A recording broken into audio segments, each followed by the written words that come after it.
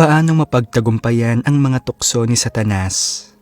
Narito ang 3 mabisang paraan para sa iyo.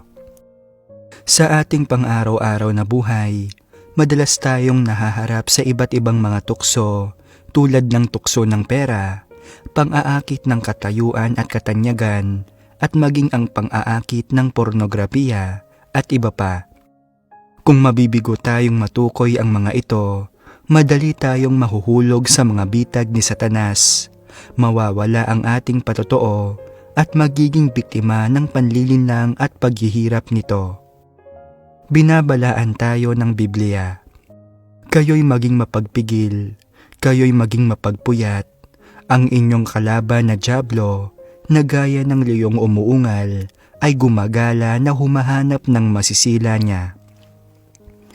Si Satanas ay palaging naririyan sa ating paligid na gumagamit ng iba't ibang paraan upang akitin at subukin tayo na naglalayong siluin tayo sa problema, kasalanan at ilayo tayo sa Diyos.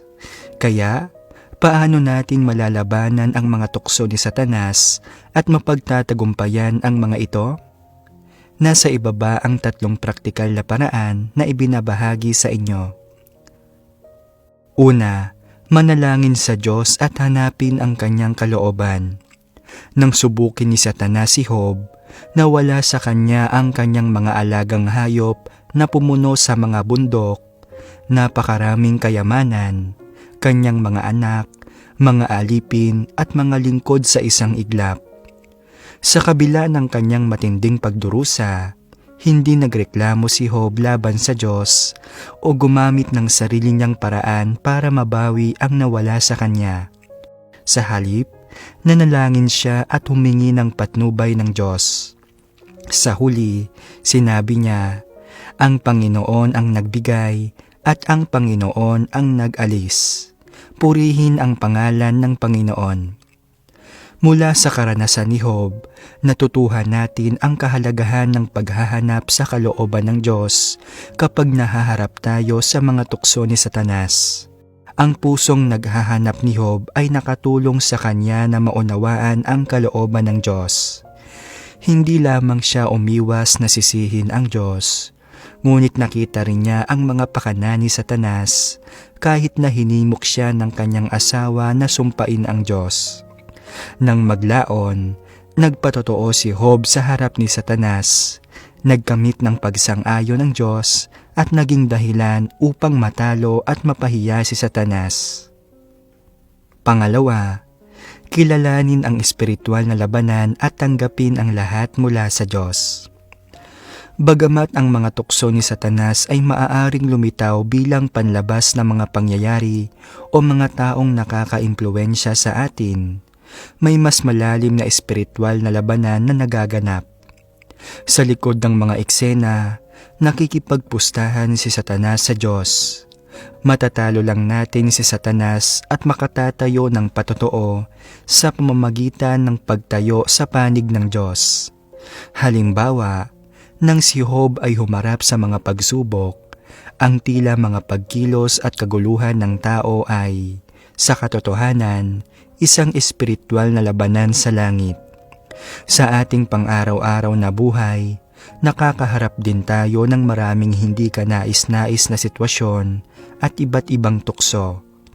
Kung gusto nating mapagtagumpayan ang mga tukso ni Satanas, hindi tayo maaaring umasa sa ating sariling talino upang suriin at pag-aralan. Sa pamamagitan lamang ng panalangin sa Diyos ay makikita natin ng malinaw ang espiritual na labanan, mauunawaan ang mga pakana ni Satanas at makakatayo tayo ng matatag sa ating patotoo. Pangatlo, kumapit ng mahigpit sa salita ng Diyos, matapat na sumunod sa katotohanan at manatiling tapat sa Diyos. Kung hindi tayo kakapit sa salita ng Diyos, maaari tayong mahulog sa mga panunukso ni Satanas at magdusa sa kamay ni Satanas.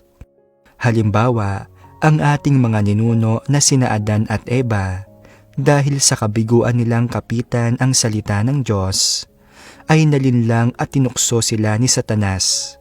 na nagresulta sa pagpapatalsik sa kanila mula sa halamanan ng Eden. Sabi ng Diyos, kapag hindi pa nailigtas ang mga tao, ang mga buhay nila ay madalas na pinanghihimasukan at maaaring pinamamahalaan ni Satanas. Sa madaling salita, ang mga tao na hindi pa naililigtas ay mga bilanggo ni Satanas. Sila ay walang kalayaan, hindi pa sila binibitiwan ni Satanas. Sila ay hindi naaangkop at walang karapatan na sumamba sa Diyos. At sila ay labis na tinutugis at nilulusob ng matindi ni Satanas. Ang ganitong mga tao ay walang kaligayahan na masasabi. Wala silang karapatan sa isang normal na pag-iral na masasabi. At higit pa rito, wala silang dangal na masasabi.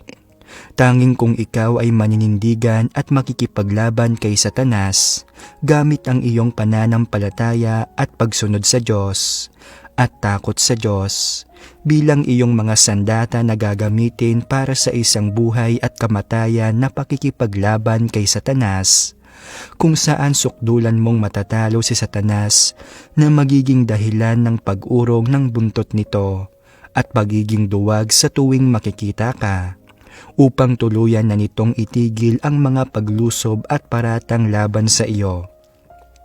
Saka ka lamang maililigtas at magiging malaya. Nabubuhay tayo sa isang mundong puno ng masasamang tukso.